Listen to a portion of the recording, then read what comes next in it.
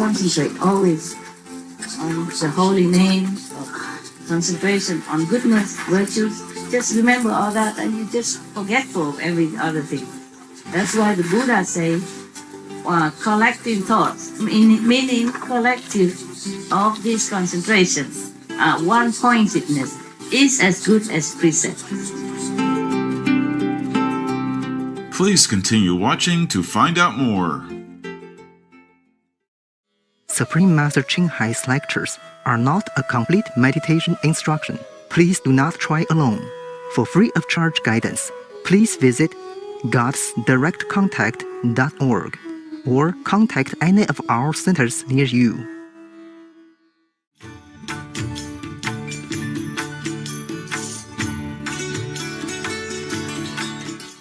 Today's episode will be presented in English with subtitles in Arabic, Alexis, also known as Vietnamese, Bulgarian, Chinese, Czech, English, French, German, Hindi, Hungarian, Indonesian, Japanese, Korean, Malay, Mongolian, Persian, Polish, Portuguese, Punjabi, Romanian, Russian, Spanish, Telugu, and Thai.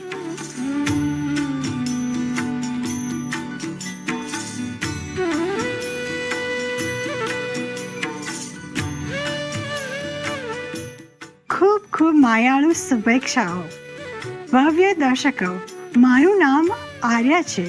પવિત્ર ભારતના ગુજરાતમાંથી અમારા લોકો આશીર્વાદ અનુભવે છે તમારી હાજરીથી અને વંદન કરે છે તમારા આંતરિક સૌંદર્યને.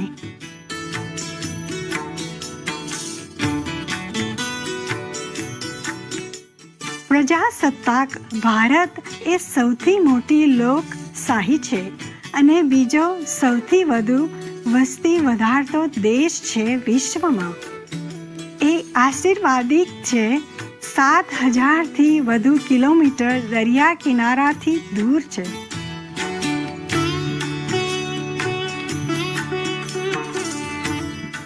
ચાર મુખ્ય વિશ્વ ધર્મો હિન્દુ ધર્મ, બૌદ્ધ ધર્મ, જૈન ધર્મ અને શીખ ધર્મ અહીં ઉદ્ભવ્યા છે.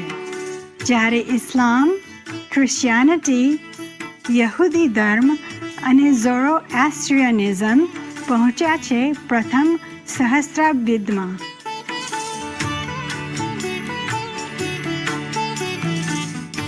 પ્રાણીઓ ખૂબ પ્રિય છે અને પૂજનીય છે ભારતમાં. અને ઘણા પ્રાણીઓમાં એક અદ્વિતીય આધ્યાત્મિક મહત્વ છે.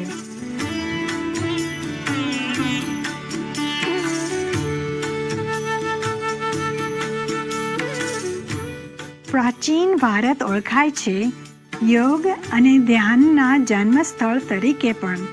સાથે સાથે એક મહત્વનું તીર્થ સ્થળ છે સત્ય શોધનારાઓ માટે. યાત્રાળુ ટોળે વળે છે આખી દુનિયામાંથી ભાગ લેવા માટે કુંભ મેળામાં, નિહાળવા હિમાલયની સુંદરતા અથવા ડૂબકી લેવા પવિત્ર ગંગા નદીમાં.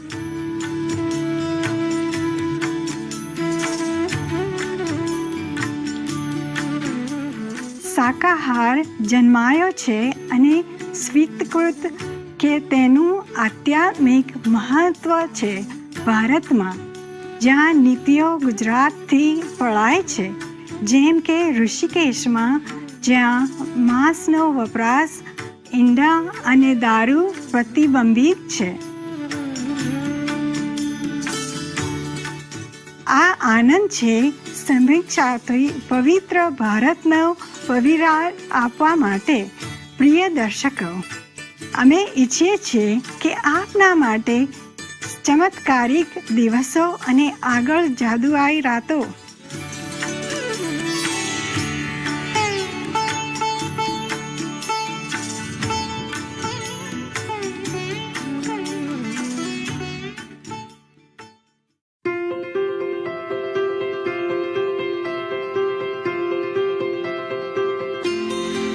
દાયકા ઉપરાંત સુપ્રીમ માસ્ટર ચિંગ હાઈએ આપણા વિશ્વને પ્રકાશિત કરી દીધું છે તેઓના દૈવી ઉપદેશોથી એક સંપૂર્ણ પ્રબુદ્ધ ગુરુ તેની પ્રદાન કરે છે. ક્વાન યન પદ્ધતિની ધ્યાન પ્રથા તેઓના માટે જે ઈચ્છા રાખે છે તાત્કાલ શોધવા, અંદર રહેલા ભગવાન સ્વભાવ અને પ્રાપ્ત કરવા માટે એક જીવનકાળામાં શાશ્વત મુક્તિ જીવનના સંસારણ ચક્રમાંથી ક્વાન પદ્ધતિ અભ્યાસ કરવામાં આવે છે બધા પ્રબુદ્ધ ગુરુઓ દ્વારા, જેમ કે બુદ્ધ, કન્ફ્યુશિયસ, ગુરુ નાનક, ઈસુ ખ્રિસ્ત, લાઓ ત્સુ, ભગવાન શ્રી કૃષ્ણ, ભગવાન મહાવીર, પ્રોફેટ મહામદ, તેમને શાંતિ મળે અને બીજા ઘણા. તેઓ ભાર મૂકે છે કે જો આપણે હંમેશા ભગવાનને યાદ કરીએ, નિઃસ્વાર્થ સેવા કરીએ અન્ય લોકોની અને અનુરીતે બ્રહ્માંડમાં કાયદાઓ, તો આપણે પહોંચીશું આપણે ઉત્તમ માનવ તરીકેની શક્યતા અને ખરેખર સમજીશું પૃથ્વી પરનો આપણો હેતુ. પરમ ગુરુ ચિંગહાઈ એક આપણા સર જીવંત ઉદાહરણ છે. કરુણાના નિયમિત જીવન જરૂરિયાત અને નળફ્ય શક્ય મોકલે છે. સાથે છે પ્રેમ શરણાર્થીઓ માટે, બેઘર, કુદરતી આપત્તિના ભોગ બનેલા અને અન્ય રાહતીની જરૂરવાળાઓને માટે. પરમ ગુરુ ચિંગહાઈ ખૂબ જ આભારી છે પ્રિય ભગવાનની બધી આર્થિક સહાય માટે. રાહત અને સહારા પીડિત અને જરૂરિયાતમંદ લોકોને અને અથવા કોઈ પણ સારા ઉદ્દેશ માટે વર્ષોથી એક નમ્ર માધ્યમ તરીકે તેઓના તરફ શબ્દ તેમના માટે દયા અને પ્રેમ તેઓના વાલા બાળકો તરફ.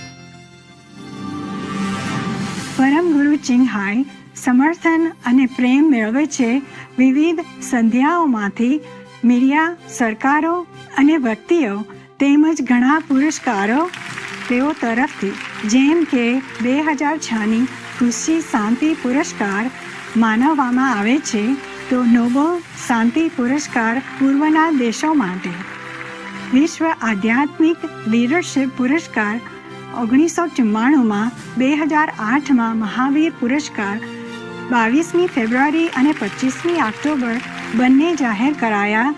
સુપ્રીમ માસ્ટર ચિંગહાઈ દિવસ તરીકે માનદ નાગરિકતા યુનાઇટેડ સ્ટેટ્સની વગેરે અને સન્માનિત કરવામાં આવ્યા છે વર્ષોથી અસંખ્ય અન્ય પુરસ્કારો સાથે. અને તેઓના માટે પ્રશંસા અસાધારણ પરોપકારી અને માનવતાવાદી કાર્યો માટે.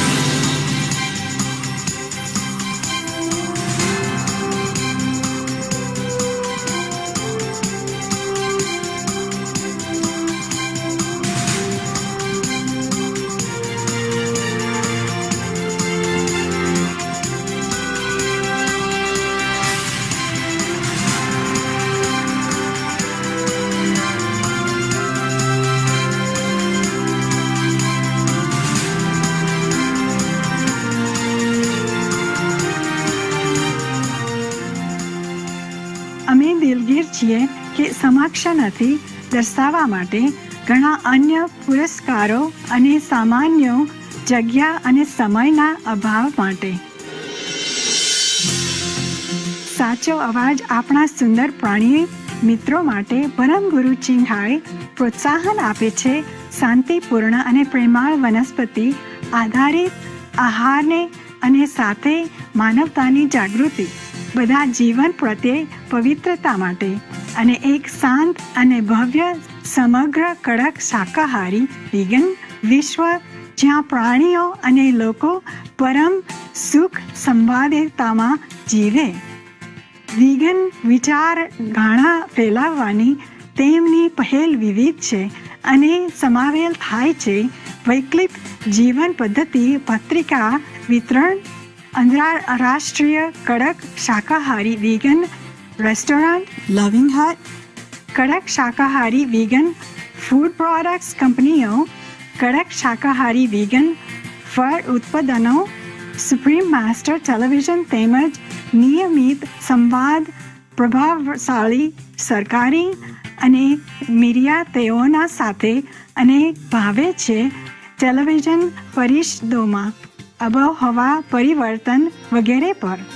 ભલે આપણને તેની જાણ હોય કે નહીં, તેઓના પ્રયત્નોતા થાય છે એક વિશાળ પ્રભાવ વૈશ્વિક જાગૃતિ પર પ્રાણી મૈત્રીપૂર્ણ જીવનશૈલી અને આ ઉદાર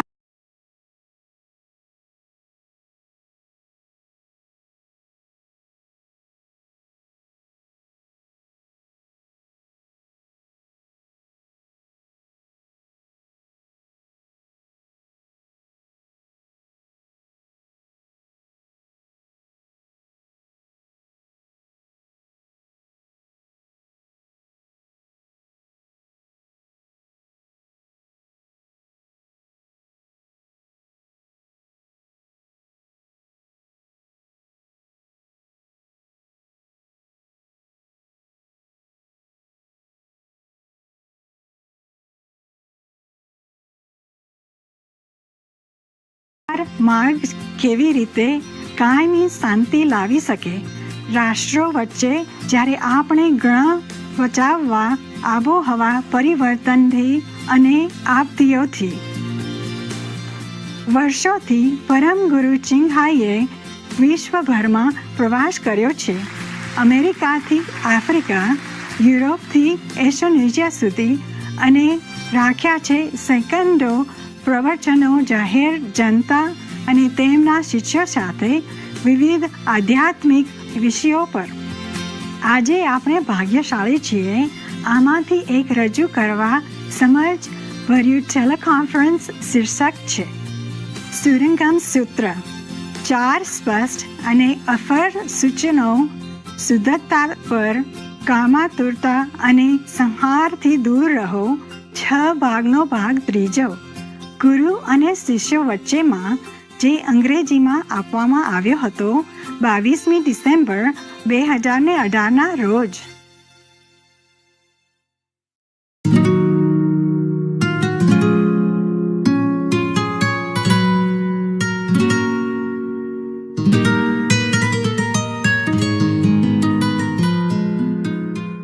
So now Ananda continues. War honor one. Those living beings will gradually drift away from the Buddha. And there will be as many deviant teachers, they go away from the path. They're not going straight, not the true teacher. As many deviant teachers propounding their method as there are sands in the Ganges. Wow. No wonder I have only 10,000 people here. We have to share with so many, as many as Ganges sand teachers. Whoa. How did you find me? In such numerous sand dunes and sands, however, whatever, yeah. Do you know how much sand is in the Ganges River? Or on the beach of the Ganges River, you know how much? I don't know. I don't think you can ever count. So many.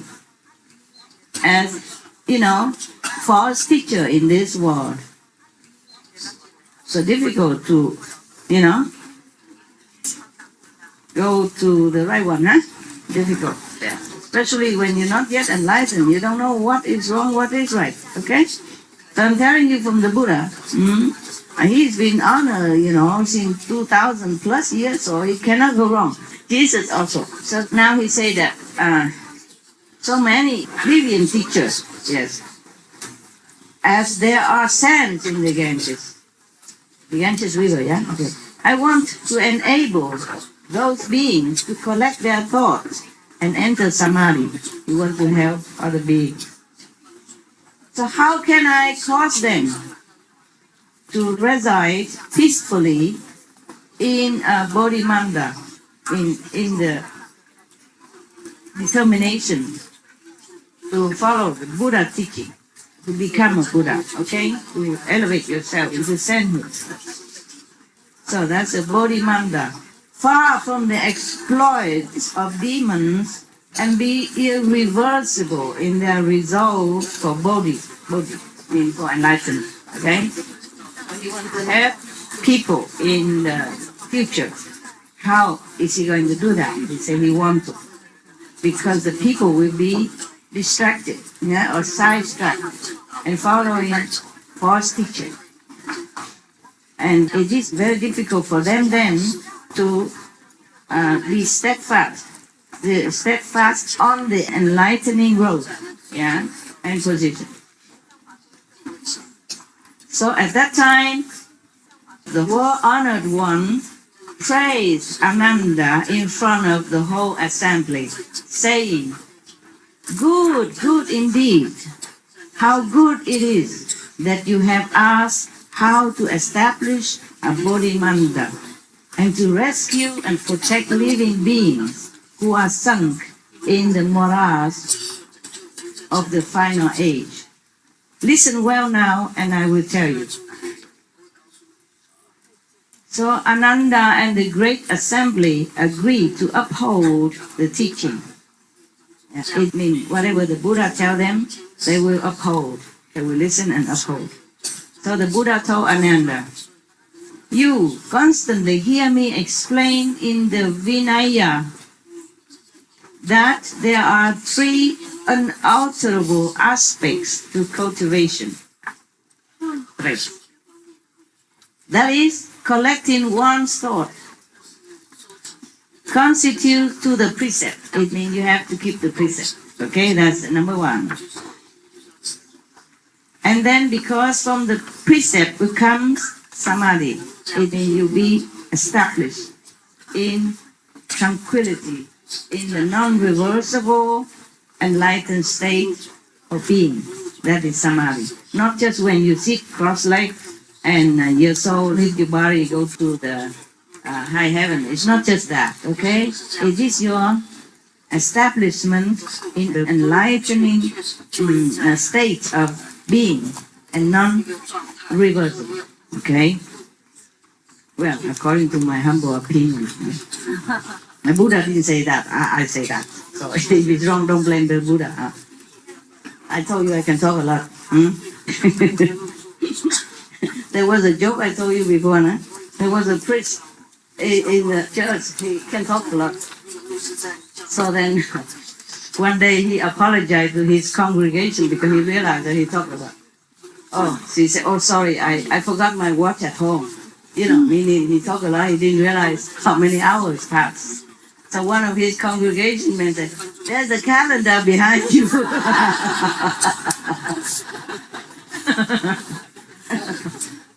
Don't worry about what the calendar is. Okay. So you can tell me that whenever you had it, okay? That's why I don't see you a lot, because I know I know my limits. I don't overstay my welcome, eh? Maybe that's one reason. That's the one, eh? Because if you keep the precepts well, then you can enter samadhi. Why is that? My humble opinion again. It's nothing. I told you I can expound things, talk a lot. You can tell, put a calendar behind and stand. They have a clock always in front of me all the time, remember? So that I remember when you should go to eat, when you should go to sleep, when you've had it. I talk only about 1 hour now, right? Not even. Huh? Not much, is it? No need calendar yet. Okay. Then why is that? If you keep the precept, then you can be more established, more stationary in your enlightenment, in your enlightened state of beings. Why is that? Anybody know? Because it all takes your energy away. It all distracts you. It leaks out when you break the precepts or when you involve yourself in it. It pours out, and you can't. It's like a balloon with holes in it. Yeah.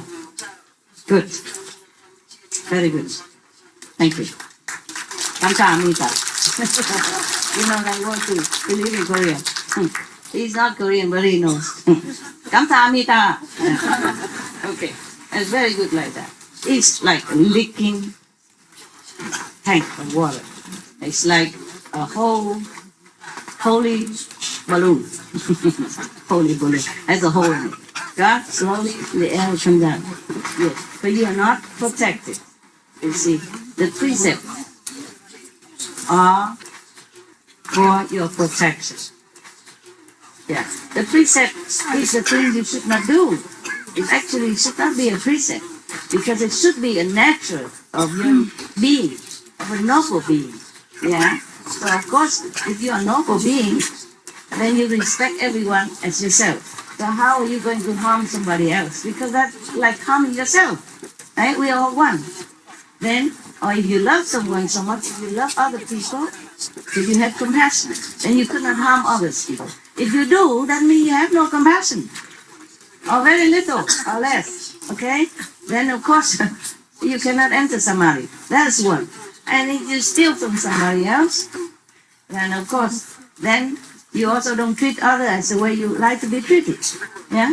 Or if you tell lies, something like that. That means you're lying to yourself.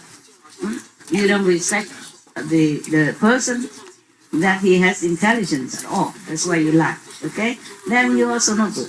Actually, the Buddha will talk more about this kind of precept afterward. Okay? So I don't want to go ahead and to spoil the fun. Okay.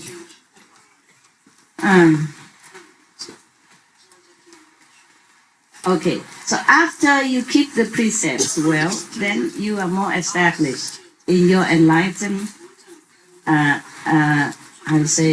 status, right? And then after you have samadhi, meaning you are stationary in your enlightenment, then you have wisdom. That's what the Buddha said here, okay? It's not, I don't need calendar, yeah. And wisdom is revealed out of samadhi. Okay. So after you keep the precept, you have samadhi. After you have samadhi, you will have wisdom. Therefore, the precepts are number one, no? Yeah, good. These are called the three non-outflow studies. It's just like outflow means leaking. Okay?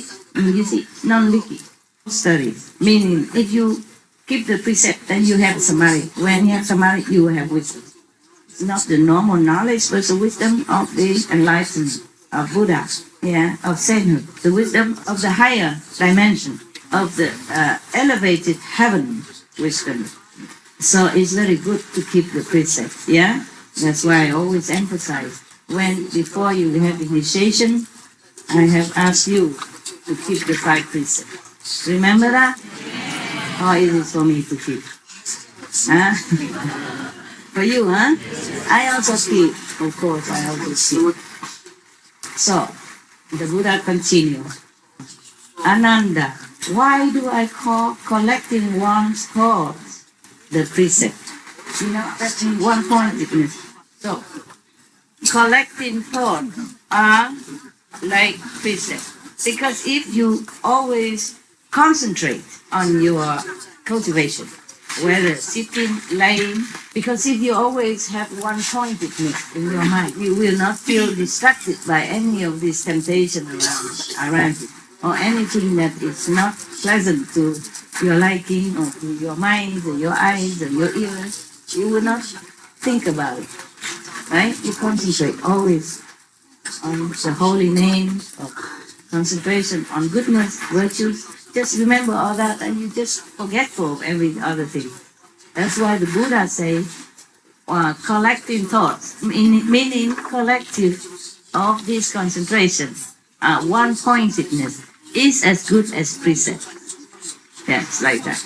But of course, concentrating on nirvana, on wisdom, on Buddha's teaching, yeah? Not concentration on, other things. That I don't have to tell you. Yeah, that you know very well.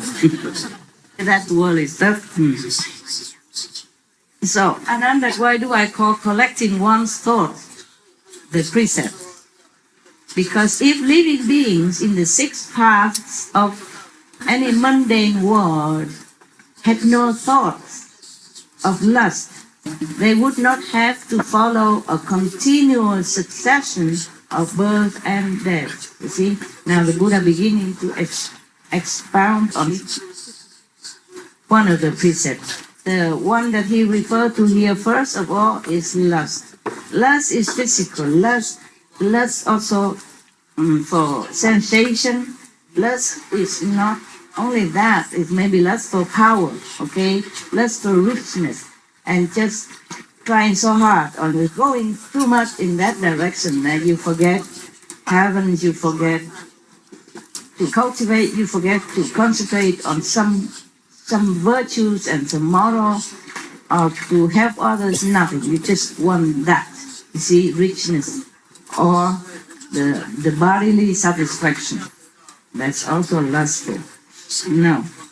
So the Buddha think, if you collect your thoughts away from lust, then you never have to be, reincarnate again and again into the suffering worlds as ours or others.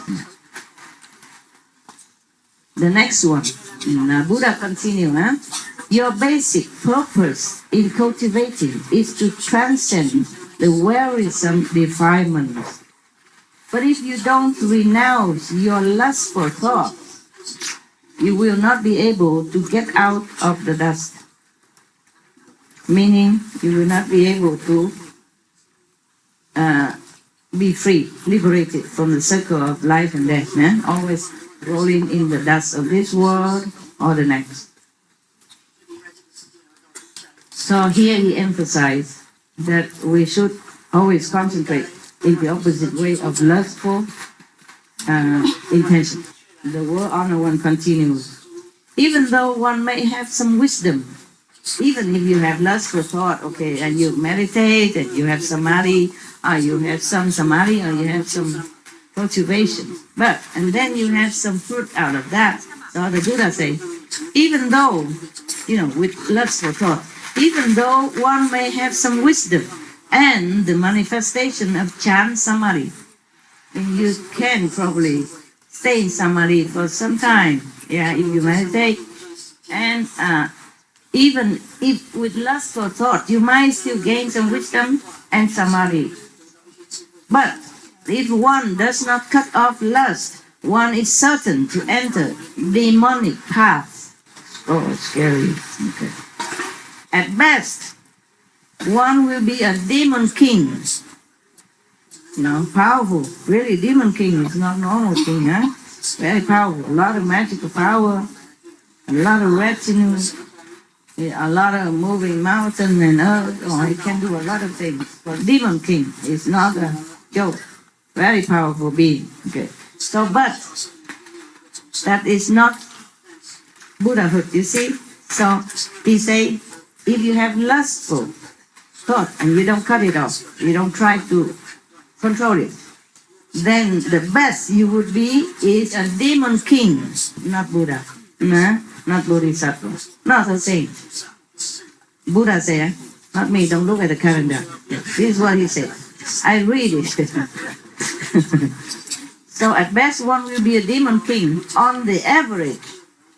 If it's best in demon king, averagely one will be in the retinue of demons. The demons subordinate. At the lowest level, one will be a female demon. Even in a demon world, they have races. So The was it is a female demon. I don't know what's the difference between the female and the male demon. I really don't know. These demons have their groups of disciples even. Wow. See that? It says of himself that he has accomplished the unsurpassed way, meaning the highest method, the highest, mean they already became a master of enlightenment somewhat, and all of them proclaim like that. These are the disciples of the demon king. Not just a demon king, but even this female demon, he didn't say only a demon king. That means that all the demons will have disciples, and they also claim all of them became Buddha already, something like that. Okay, continue. Buddha.